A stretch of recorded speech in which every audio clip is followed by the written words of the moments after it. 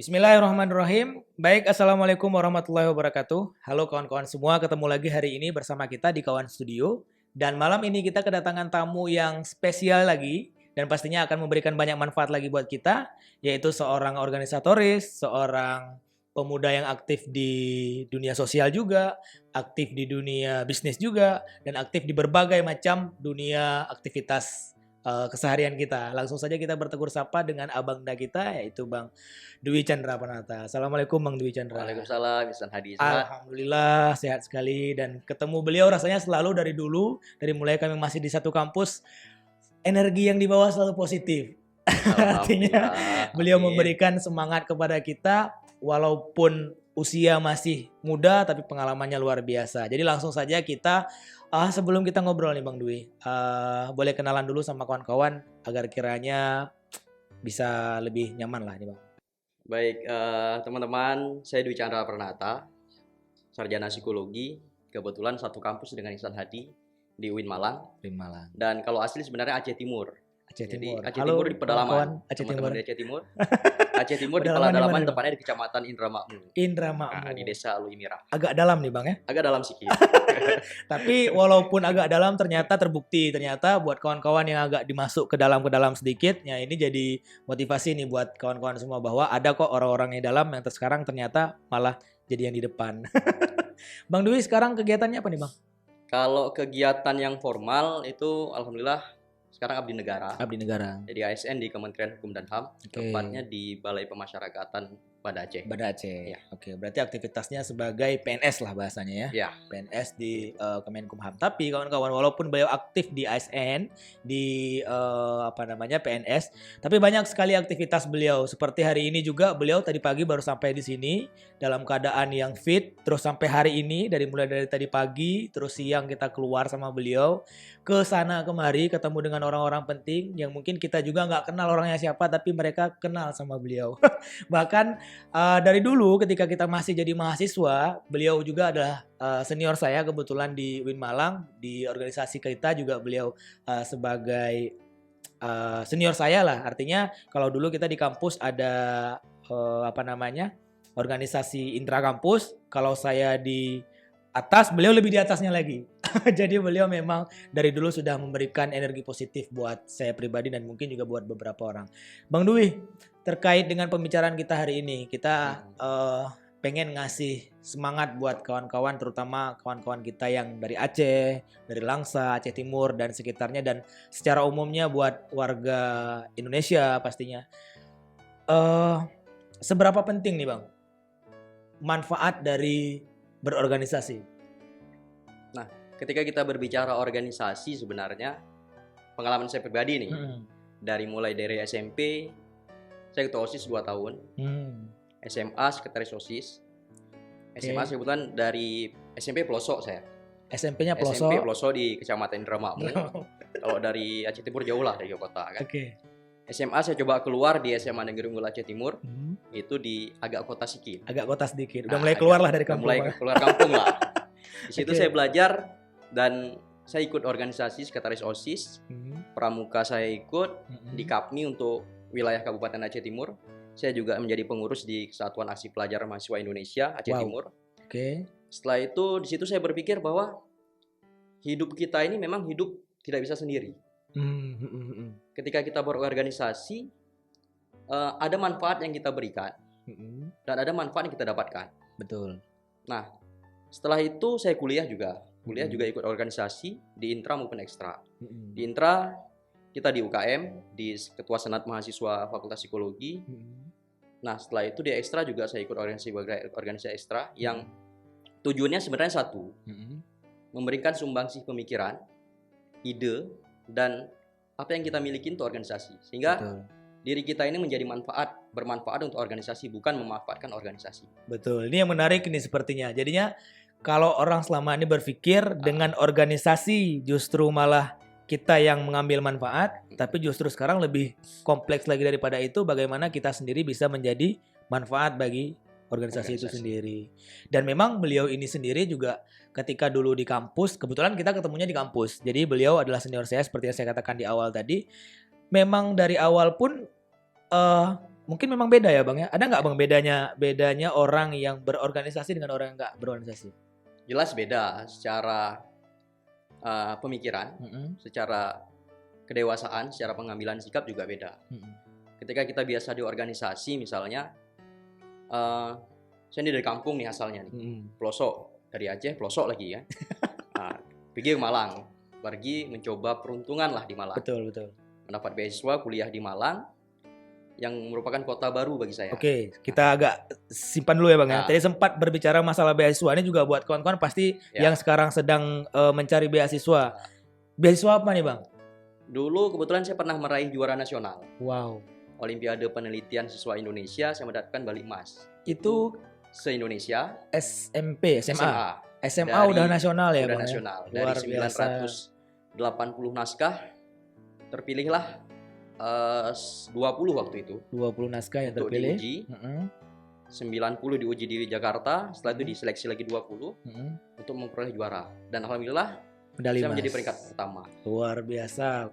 Aceh Timur, ayo indra mamu. Walaupun kita berpikir kadang saya dari pelosok nih. Betul. Dari pelosok pedalaman. Betul. Cuman yang saya angkat itu angkat pedalaman. Jadi tema yang dibawa waktu tema itu yang saya bawa pedalaman. Tema daerah saya. Gitu. Nah ini kan luar biasa. Berarti artinya yang justru yang dianggap sebagai maaf cakap kampungan, justru jadi bahan dan menjadi power buat abang akhirnya jadi ini juara penelitian tadi ya. Terus gimana ceritanya nih Bang? Dari mulai SMA udah juara, terus kok kepingin lagi jadi organisatoris tadi? Nah, balik ke yang tadi. Itu juara, setelah itu saya diterawari beasiswa untuk kuliah. Kebetulan saya lulus di 3 universitas. 3 universitas. Yang pertama di Undip, di Ponorogo Semarang, saya lulus. Yang kedua saya di Unsiah lulus. Yang ketiga di UIN Malang. 3 jurusan berbeda nih. 3 kampus dan 3 jurusan berbeda. Saya pilihannya simpel sebenarnya waktu itu. Saya milih yang paling jauh. Milih yang paling jauh. Yang pertama tadi di mana? Semarang. Banda Aceh. Malang. Berarti cari yang paling jauh. Yang paling jauh. Oke. Saya pilihlah Malang. Oke, masuk akal. Oke, berarti karena tadi berasalkan dari orang kampung, agak ke belakang, terus pilih kampus, kebetulan dapat 3 pilihan dan opsinya ada simple yang paling jauh. Supaya bisa jauh tadi bisa ya. Jauh. Sehingga kita berpikir terbukalah pemikiran kita ketika kita berada di jauh dari tempat kita tinggal. Betul. Di posisi masih jadi anak SMA udah punya pikiran seperti itu. Jadi buat kawan-kawan anak SMA yang selama ini masih sibuk dengan TikTok, Mobile Legend, mohon maaf. Beliau dari dulu udah sibuk dengan nulis, sudah sibuk dengan karya dan sudah berpikir sampai sejauh itu. Nah, dari situlah rezeki saya mendapatkan beasiswa dari pemerintah Provinsi Aceh full. Jadi kuliah gratis. Sampai ke kamar mandi pun dibiayai. Sampai kita sakit pun dibiayai. Seperti itu. Oke, jadi buat kawan-kawan juga anak-anak, adik-adik yang masih SMA, nah ini juga jadi spirit kan, artinya kalau yang ngerasa dari kampung terus nggak mungkin bisa bersaing dengan orang di luar dengan persaingan dunia yang zaman sekarang udah luar biasa, itu tidak lagi menjadi patokan buat kita. Artinya selama kita mau nyoba ya berarti ada jalan. Ya. Oke Bang Dwi. Kemudian dari segi organisasi ini sendiri, balik ke organisasi yang artinya mungkin dari awal pun kalau kita lihat dari record yang tadi basic lomba terus juga basic memang udah sering bersentuhan dengan orang-orang lain. Ada nggak tadi Bang balik ke yang tadi, ada nggak perbedaan yang benar-benar Abang rasain dibandingin kawan-kawan yang lebih cenderung menutup dirinya ataupun yang nggak berkomunikasi dengan orang-orang di sekitarnya? Ada nggak Bang? Hal yang paling terlihat itu ketika kita yang pertama komunikasi. Cara kita bergaul dengan orang lain misalnya. Ketika kita sering berorganisasi, ketika kita berhadapan, ini pengalaman organisasi, ketika kita komunikasi berhadapan dengan orang yang lebih tua misalnya, atau orang yang lebih ilmunya lebih tinggi dari kita, secara keilmuan akademik ataupun secara jabatan, itu seakan lebih mudah. Lebih mudah kena gitu ya. Lebih mudah kita menghadapi orang-orang yang seperti itu. Sehingga lebih mudah kita masuk. Misal kita ke pejabat nih, ataupun ke pejabat kampus, pejabat pemerintahan, kita lebih bisa masuk. Lebih mudah untuk menjalin komunikasi tadi. Dari komunikasi tadi. Jadi kita lebih bisa menyesuaikan keadaan. Berarti memang apa namanya ini pola-pola yang dibuat dalam berorganisasi ini tidak cuman sekedar untuk membangun relasi, Ya. tapi juga untuk membangun kedewasaan kita untuk bisa menyesuaikan diri sama orang-orang itu. Dan juga informasi buat kawan-kawan, beliau tadi pagi dari mulai sampai dari subuh, terus kita komunikasi sama beliau, terus menghadiri tempat-tempat yang dalam tanda kutip sakral, artinya pemerintahan memang saya ngeliat langsung, ya artinya komunikasi beliau memang udah nggak ragu lagi. Jadi memang dari awal masuk pun tidak ada yang ceritanya kalau kita kebingungan nyari mau kemana dulu gitu kan, ataupun mungkin buat yang kita mungkin yang belum terbiasa dengan dinamika yang seperti itu, kayak masuk ke pemerintahan aja kan rasanya kayak susah gitu kan. Kalau beliau enggak, saya nemenin beliau seharian dari mulai datang, beliau langsung tahu mana posnya, kemana dulu, bawa apa dulu, omongin apa dulu, langsung ketemu tak tik tuk, kurang lebih 3 jam selesai urusannya. Dan kebetulan juga kemarin beberapa minggu yang lalu saya diminta bantu sama beliau untuk bertemu dengan orang-orang itu, dan saya ngerasain agak sedikit susah gitu kan, tapi ketika beliau yang hadir rasanya mudah sekali. Dan itu memang manfaat dari berorganisasi, betul sekali. Dan beliau, kawan-kawan semua, ini tidak ada maksud sama sekali untuk melebih-lebihkan, tapi sekali lagi saya sampaikan ini adalah penilaian subjektif saya, dan mungkin juga orang-orang lain juga berpikir yang sama. Ketika kemarin beberapa event yang nasional yang menghadirkan orang-orang nasional, maaf ya, bukan orang lain yang dicari nih. Jadi mahasiswa-mahasiswa, orang-orang besar yang dicari itu adalah Dwi Chandra Pranata. Contoh kemarin hadir Pak SBY gitu Bang ya, di tahun berapa tuh Bang? Itu Pak SBY datang waktu itu tahun 2018 kalau saya tidak salah. 2018. Jadi 2018 ketika beliau masih waktu itu masih Sudah tidak lagi. Oh, sudah tidak lagi. Oke. Waktu beliau itu hadir ke Aceh, yang ditanyain itu bukan mahasiswa-mahasiswa lainnya, tapi langsung ya Dwi Chandra mana? Jadi kan kita bisa tahu nih tuh proksi beliau di matanya para orang-orang di sana itu udah luar biasa. Itu boleh diceritain Bang kayak mana tuh? Itu waktu itu Pak SBY datang ke Aceh dalam kunjungan tur Sumatera. Jadi dari Sumatera darat ke Aceh, ke Banda Aceh kebetulan. Sampai di Banda, saya dapat kabar dari staf ahli beliau, oh Bapak akan datang. Beliau yang ngasih kabar. Ke hotel luar ini. biasa. Oke. Dwi kemari aja. Oke, saya datang. Begitu saya nyampe, pagi saya sambut beliau. Pak SBY yang buat saya kagum itu, Pak SBY langsung, loh Dwi di Aceh katanya. Apa kabar Dwi katanya. Gak ada yang Dwi siapa. Jadi langsung salam, Dwi sehat, apa kabar katanya. Wow. Sehat Pak. Jadi apa kegiatan sekarang di Aceh? Itulah cerita-cerita. Sehingga itu membuat apa ya, hal appreciate lah itu. Iya, betul. Ketika seorang mantan kepala negara mengingat kita. Walaupun baru beberapa kali ketemu di Jawa waktu itu. Gitu. Boleh diceritain Bang, sebelumnya ketemu di mana kok bisa sampai membangun sebelumnya komunikasi? Kebetulan saya ikut organisasi juga, dari organisasi juga. Betul. Itu Komunitas Indonesia Bersatu namanya. Jadi komunitas anak muda yang memiliki apresiasi tinggi untuk Pak SBY.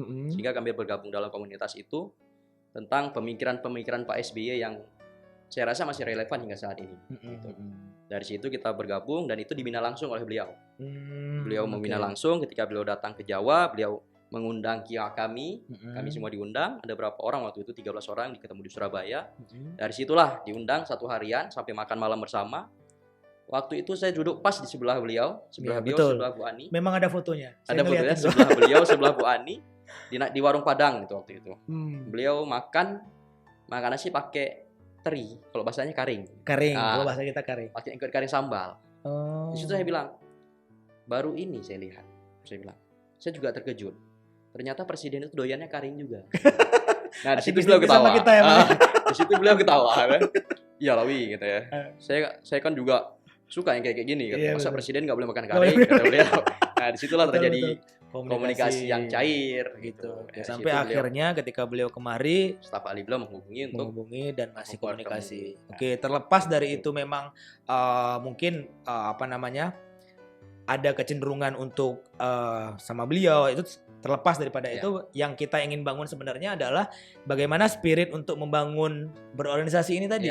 Ya walau bagaimanapun kan posisi beliau waktu itu sangat strategis, seorang kepala negara, dan memang kita butuh beliau, artinya sebagai sumbangsi ilmu juga sebagai support system buat kita juga dan itu juga saya rasa buat kawan-kawan di rumah ini menjadi pola yang harus kita ikutin.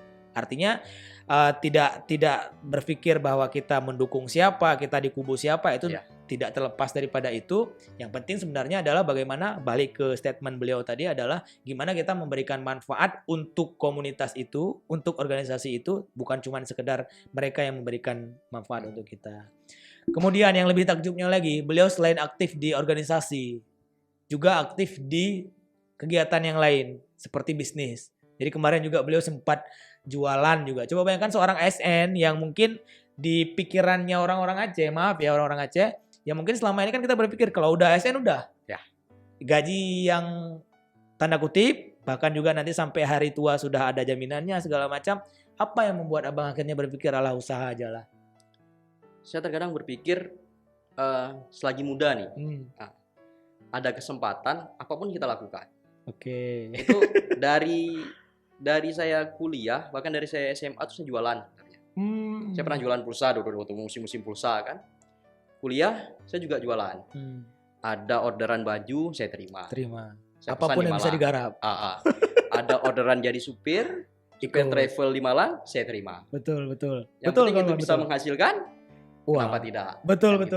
Dan memang itu benar. Jadi ketika kita banyak memiliki waktu luang, maka akan timbul niat-niat jahat untuk kita melakukan kemaksiatan. Betul. Jadi ketika kita sibuk dengan kegiatan-kegiatan positif, pikiran-pikiran negatif itu akan hilang. Iya, betul. Jadi potensi untuk melakukan hal-hal yang buruk diisi dengan kebaikan malah nggak akan terpikir. Betul. Bayangkan beliau memang dari dulu, jadi saya teringat kalau dulu kami di Malang, khususnya orang-orang Aceh yang ada di Malang, ketika sampai ke Malang itu kami punya tradisi untuk menjemput adik-adik, siapapun tamunya, dan beliau memang aktif. Walaupun ya katakanlah sedang aktif di kegiatan-kegiatan yang lain, yang bagian nyupir tetap Bang Dwi Chandra Pranata. Dan bayangkan hari ini beliau sudah ada di posisi yang sudah nyaman sebagai seorang yang punya pengalaman organisasi dan punya relasi organisasi yang baik. Kita pernah disupirin sama beliau dan ini mungkin jadi pengalaman yang menarik juga untuk kita. Waktu itu kita supir Bunda Nino Warisman ya. Iya. Ada ya.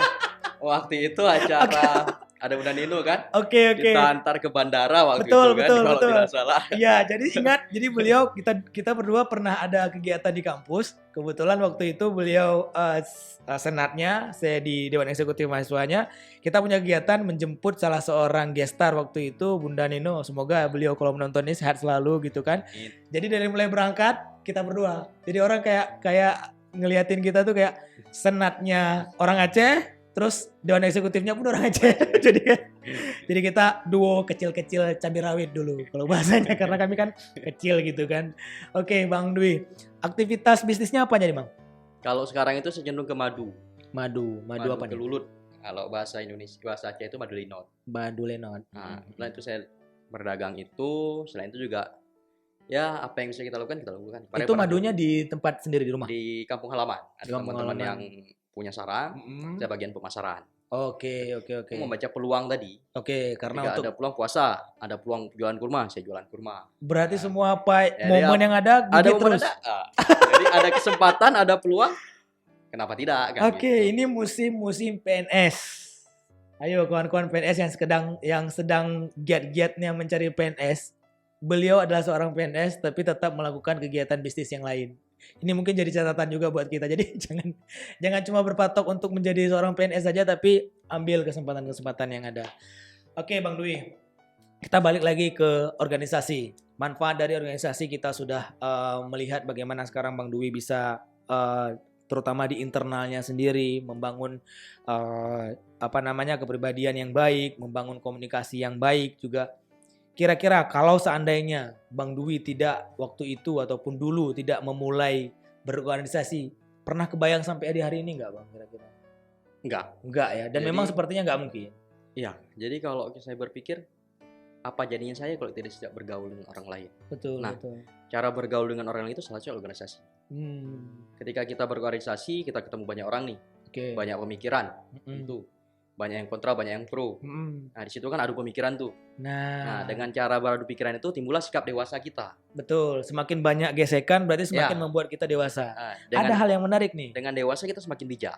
Nah, ini berarti adanya pro kontra membuat level diri kita semakin baik dan di saat yang sama juga membuat kebijaksanaan kita juga akan semakin tinggi.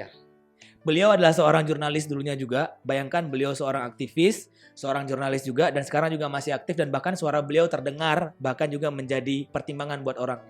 Gimana tidak? Karena saya juga kemarin sempat membaca sedikit. Ada apa bang bahasanya? Cekcok. ada sedikit pro kontra lah kalau kita bilang ya.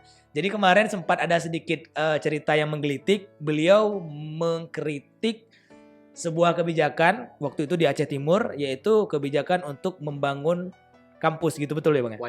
Wacana membangun kampus. Tokoh yang ingin mewacanakan bahwa Aceh Timur itu ingin dibangun kampus. Dan beliau adalah di kubu yang kontra. Bayangkan suara beliau didengar. Dan itu menjadi balas-balasan pantun ya bang? Jadi, ketika saya menulis itu bahwa Aceh Timur belum butuh kampus.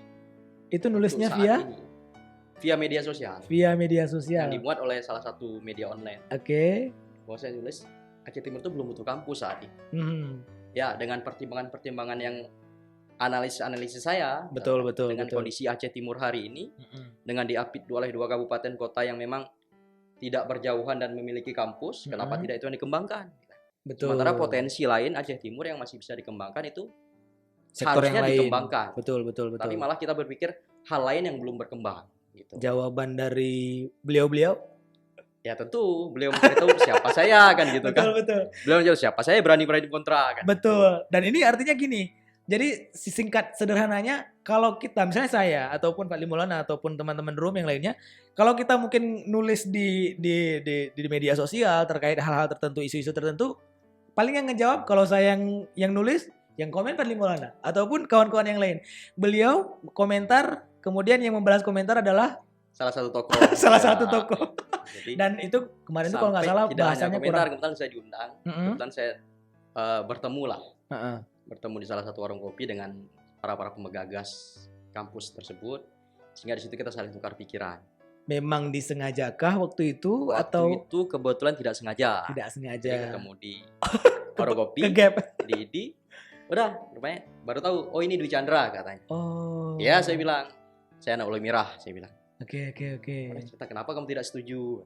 Oke. Dan terbuka. Kita terbuka sharing dengan berbagai pertimbangan, sama-sama terbuka lah. Betul. Sehingga nanti pada akhirnya pengambil kebijakan yang memutuskan. Betul. Dan ini juga menjadi catatan juga nih buat kita. Artinya balik ke yang statement disampaikan Bang Dwi tadi, artinya pro kontra itu biasa, dan mungkin dalam agama Islam, kita yang Islam juga tahu bahwa perbedaan itu rahmah. Memang kita harus bergesekan dulu, baru akhirnya kita dewasa. Dan seperti yang beliau sampaikan tadi, ketika akhirnya duduk di satu tempat dengan membahas isu yang sama, walaupun dalam kondisi yang kontra dan pro, tetap tidak membuat kedekatan emosi kita jadi terganggu. Karena kan seringnya gini bang, artinya orang sering berselisih paham, akhirnya konflik. Itu sebenarnya cara komunikasi tadi. Nah, dengan cara komunikasi tadi, ketika awalnya kontra pendapat, tapi ketika kita bertemu, kita sharing, ketawa-ketawa. Contoh aja kenapa anggota dewan ketika di rapat mereka berdebat. Betul. Di luar panas. mereka ketawa-ketawa. Betul. Nah, iya betul. Saya gitu juga tuh. Saya coba gitu kan, kita komunikasi, kita ngopi satu meja, dari situ kita ketawa, sehingga terbuka. Oh seharusnya kayak gini. Dan bisa sebenarnya. Tapi soalnya biasanya orang kalau sudah berseteru ataupun karena ada gagasan yang tidak sejalan, akhirnya konflik dan susah gabung itu bang. Itulah kedewasaan kita yang kurang. Betul. Jadi ketemu ya kawan-kawannya, artinya garis koordinasinya adalah, garis merahnya, titiknya adalah ketika kita berorganisasi, ketemu konflik, kita dewasanya itu akan membuat kita tidak menjadikan konflik itu justru kita dia crash. Oke. Menarik sekali pembahasannya. Jadi kawan-kawan semua, ini sebenarnya karakter building nih bang. Artinya kita sedang belajar gimana mempersiapkan generasi kita, kami, abang juga, dan semua kita ini untuk bisa lebih siap menghadapi masyarakat secara umum. Terus Bang Dwi, ini dari tadi saya ngeliatin pakaian Bang Dwi ini memang ada tulisan yang menggelitik nih. Jadi dari dulu beliau memang sering sekali memasar-masarkan jejak DCP. Artinya kalau saya ngelihat jejak DCP itu bang, kayak seperti beliau pengen punya cerita dan optimis bahwa cerita ini kayaknya jadi power buat orang lain. Atau gimana bang makna dari jejak DCP ini bang? Yang pertama ini mulai kuliah sih. saya mencoba untuk personal branding. Personal branding. Oke. Karena Menarik psikologi kan misalnya kan. Iya. Ada hal-hal yang memang personal branding itu penting. Betul. Nah, untuk kita. Nah, dari kuliah, dari SMP saya udah buat julukan nama saya Dwi Chandra Pranata disingkat DCP. DCP. Karena betul. Presiden SBY, Susilo Bambang Yudhoyono SBY. SBY. Jadi kita harus juga ada DCP. singkatan. SMP itu saya buat di kursi di meja saya tulis DCP. Oke. Sampai SMA gitu juga. Sampai kuliah saya tambah ini jejak nih. Jejak DCP. Kenapa saya tulis jejak? Karena saya berpikir setiap perjalanan kita itu punya makna. Nah, dari situ juga bisa melahirkan cerita-cerita dan peristiwa yang menarik. Betul.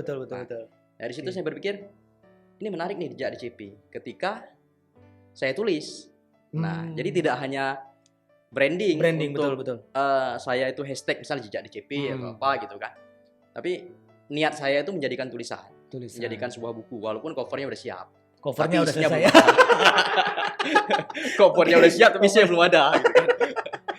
Oke. Jadi ini menarik juga, artinya mulai dulu aja. Artinya ya walaupun nanti isinya kita tunggu episode selanjutnya, tapi beliau sudah punya keinginan untuk membangun cerita. Dan mungkin benar, artinya kita juga di psikologi, mungkin kawan-kawan psikologi juga mungkin nanti bisa sekalian dikoreksi juga kalau kita salah. Artinya pengalaman yang kita dapat itu atau yang kita jalanin tidak selamanya menjadi kenangan buruk saja, tapi juga bisa jadi sisi yang lain itu menjadi pelajaran buat orang lain. Seperti yang kata beliau tadi, bisa jadi organisasi ini di satu sisi memberikan manfaat buat kita, atau di sisi yang lain kita yang harus memberikan manfaat buat organisasi.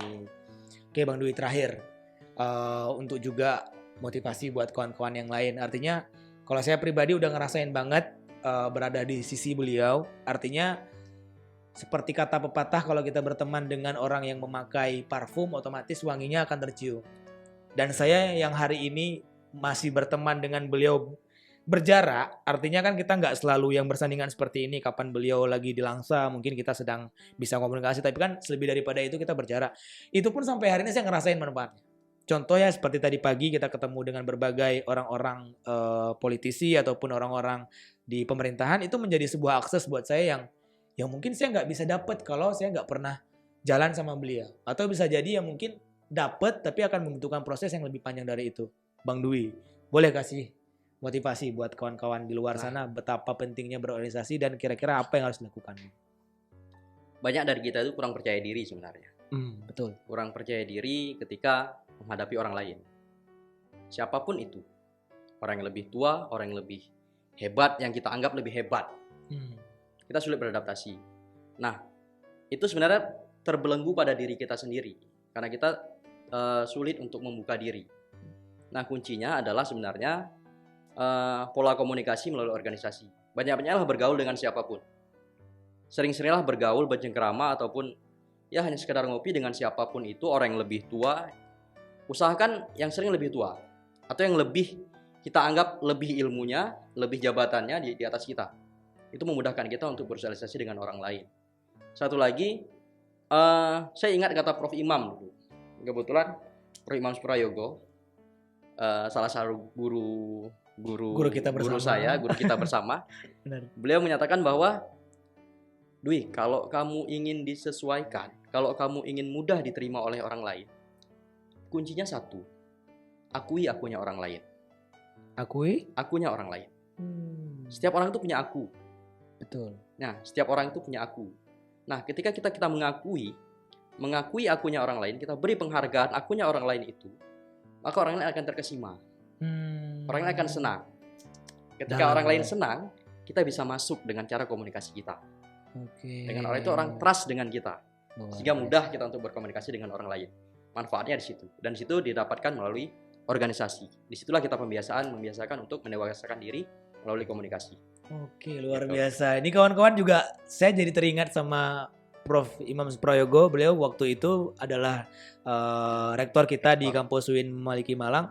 Jadi beliau juga kemarin itu sempat main ke Aceh juga kan ya? Sempat. Jadi saya juga komunikasi dengan salah satu dosen saya. Sampai beliau itu nanya ke saya, Hadi kenal nggak sama Dwi Chandra? Kenal. Beliau sebenarnya siapa gitu kan? Kenapa? Karena ketika Pak Imam Suprayogo datang, kata beliau ke saya nih, cerita beliau, Yang ditanya juga bukan orang lain, kenal sama Dwi. Artinya di situ ada makna yang melekat. Artinya beliau tidak mengingat Iksan Hadi, Fadly Maulana atau yang lain-lain, tapi beliau itu Dwi Chandra Pranata ya. Mungkin dari segi itu tadi ya, mungkin karena emang kedekatan dulu sejak Kedekatan emosional semenjak di kampus. Sering saya berkomunikasi, berdiskusi di rumah. Iya. Hampir setiap minggu itu. Setiap minggu. Kadang kalau sebulan sekali saya nggak nampak, Beliau nanya. WA. Wah. Gimana nggak kelihatan nih katanya. Rektor. Sehingga saya berrekor itu tuh skripsi saya tentang beliau gitu. Jadi sekaligus saya silaturahmi, sekaligus saya menelitikan skripsi. Wah, gitu. coba manfaatnya luar biasa sekali kawan-kawan. Artinya ketika kita ngambil posisi di satu sisi kita perlu untuk berorganisasi, di sisi yang lain skripsinya juga jalan, di sisi yang lain juga kedekatan emosional dapat, dan hari ini manfaatnya beliau rasakan bisa punya mitra dan punya relasi yang luar biasa. Wah, ini luar biasa sekali kawan-kawan. Itulah mungkin kiranya adalah pembahasan kita malam ini. Dan mungkin bisa saya ambilkan kesimpulan buat kawan-kawan semua dari obrolan sederhana, obrolan kita. Intinya sebenarnya kita ini sedang temu kangen nih. Kita temu kangen dulu, kalau kita dulu di kampus sering ngobrolin kegiatan, sering ngobrolin bagaimana kemajuan mahasiswa gitu kan. Akhirnya jadi sekarang kayak pengen ngobrol lagi, dan akhirnya saya coba minta beliau dan kita ketemu di podcast hari ini. Jadi kawan-kawan semua, mungkin saya rasa itu adalah hasil dari komunikasi kita malam ini. Semoga ada manfaatnya. Balik lagi tadi sebelumnya, kesimpulannya adalah buat kawan-kawan semua yang ada di rumah, jangan malu untuk menampilkan diri berkomunikasi dengan orang lain. Walaupun itu 1 orang, 2 orang, 3 orang, lebih muda, lebih tua, dengan pengalaman yang sedikit atau banyak. Karena balik ke yang seperti kita sampaikan tadi, ilmu itu tidak kita dapatkan dari hanya orang pintar saja, tapi juga dari orang yang di bawah, orang yang di atas, orang di kiri dan di kanan. Bahkan kalau kita dengar dari sebuah riwayat mengatakan, walaupun dari seekor anjing sekalipun, kalau ada kebaikan juga kita tetap mengambil kebaikan. Terutama dalam hal ini adalah manfaat daripada berorganisasi. Oke kawan-kawan, itu saja mungkin yang bisa kita sampaikan di pertemuan kali ini. Terima kasih banyak Bang Dwi Chandra sudah hadir. Kita doakan kepada Bang Dwi Chandra, apapun yang beliau lakukan dalam keadaan sehat, dalam keadaan sukses selalu. Dan beliau juga kita doakan bersama dalam tahun ini akan menyegerakan, menyempurnakan keimanannya dengan menikah. Kita doakan, kita doakan semoga lancar dan semoga karirnya semakin bagus, relasinya dengan orang-orang baik semakin bagus, karena insya Allah dengan beliau mempunyai pengalaman yang baik, dengan relasi yang baik juga, itu akan menambah manfaat juga buat kita semuanya. Dan insya Allah kita akan ketemu di pertemuan-pertemuan selanjutnya. Terus dukung channel kita dan jangan lupa subscribe, like, share YouTube Kawan Studio. Terus terima kasih juga sebesar-besarnya buat kawan-kawan dari Room yang sudah mendukung channel kami, yang sudah merekam kegiatan kita pada hari yang berbahagia ini. Saya Iksan Hadi dan ada Bang Dwi Chandra di sini. Terima kasih banyak atas segala perhatiannya. Di belakang kamera ada Fadly Maulana, Karunanda dan Khairul Rijal. Kita ketemu di lain waktu. Kita akhiri. Assalamualaikum warahmatullahi wabarakatuh. Salam warahmatullahi.